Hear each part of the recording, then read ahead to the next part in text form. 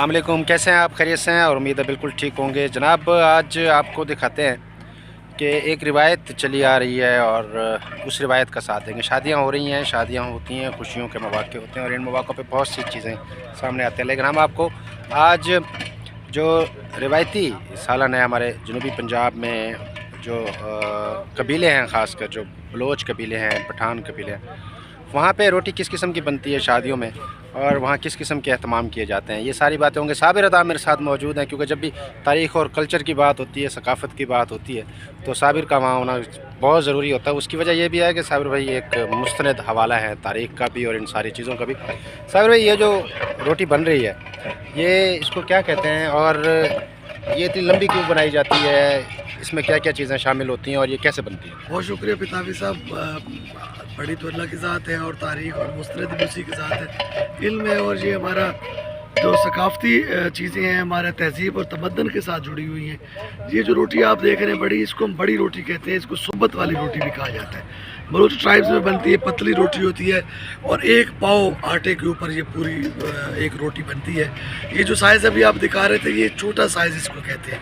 शादी ब्याह पे अक्सर हमारे यहाँ ये लोग बड़ी रोटी, इससे भी बड़ी रोटी बनाते हैं कि एक रोटी जब मिल बैठ के खाते थे, ज़मीन पे बैठ के खाते थे, वहाँ पे चटाई और दस्तरखान बिछते थे, तो एक रोटी को 2 या 3 लोग आराम से खा लेते थे। इसके बनाने में भी मतलब जल्दी होती है। अब ये जो हमारे दस्तकार दोस्त बैठे हैं, रोटी बनाने वाले लोग हैं, ये आपने दिखाया जैसे ये पका रहे हैं, तो ये 1 घंटे में 1.5 मन आटे में ये रोटी बनाते हैं। 1.5 मन आटे में आप तकसीम कर लें कि एक पाव में ये रोटी जो साइज़ आपने देखा है, ये साइज़ 2 रोटियां बनती हैं। वगैरह एक पाव आटे पे एक बड़ी रोटी भी बनाई जाती है, जिसको बाद अज़ा उसके हिश्म करके, हिश्म कहते हैं टुकड़े करना। जैसे बनी हाशिम का ये मशगला था, बनी हाशिम कबीले को हिश्म की वजह से हाशिम कहा जाता है कि रोटी के छोटे छोटे टुकड़े, सुरीद, ये सोबत जिसको हम कहते हैं, तो ये सोबत और सुरीद के लिए रोटी बनाई जाती थी, इसके टुकड़े किए जाते थे। तो अब इस रोटी के जो साइज़ आप दिखा रहे हैं, इसमें 4 हिस्से करके ये मेहमानों को तकसीम की जाती है। तो ये हमारे यहाँ एक रिवायत है जो अभी मौजूद है। इस रिवायत के पीछे जो बात चीज़ खड़ी है कि वो एक रोटी पे 4 लोग बैठ के खा सकते थे। एक रोटी पे खाते हुए एक दूसरे के साथ बातचीत कर सकते हैं। मिल बैठने का एक बहाना है, वगरना रोटी तो टुकड़े करके भी रखी जा सकती है और खाई जा सकती है। तो यहाँ अभी तक जो सराइकी कबाइल हैं, पख्तून हैं, जो बलोच कबाइल हैं, वो अब सराइकी कल्चर में ढल चुके हैं यहाँ पे।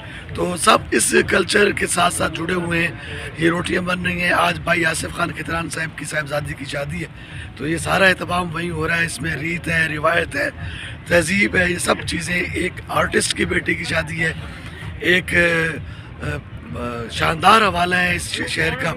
तो ये रीत और रिवायत की चीज़ें तो होंगी अंजम भाई। जी बिल्कुल होंगी, और आपने भी देखा और हमने भी आपको दिखाने की कोशिश की कि आज भी हमारे वसेब में रीत से जुड़े हुए जहाँ लोग मौजूद हैं, वहाँ हमारी रिवायतें अभी ज़िंदा हैं। और इन रिवायतों को ज़िंदा रखने के लिए हम और आप मिलकर जितना किरदार अदा कर सकते हैं, वो हमें ज़रूर करना चाहिए कि मुस्तकबिल में शायद नहीं, यकीनन यही हमारी पहचान बच जाएगी। आपने अगर अभी तक हमारा चैनल सब्सक्राइब नहीं किया तो ज़रूर कर लीजिए। आपका बहुत शुक्रिया।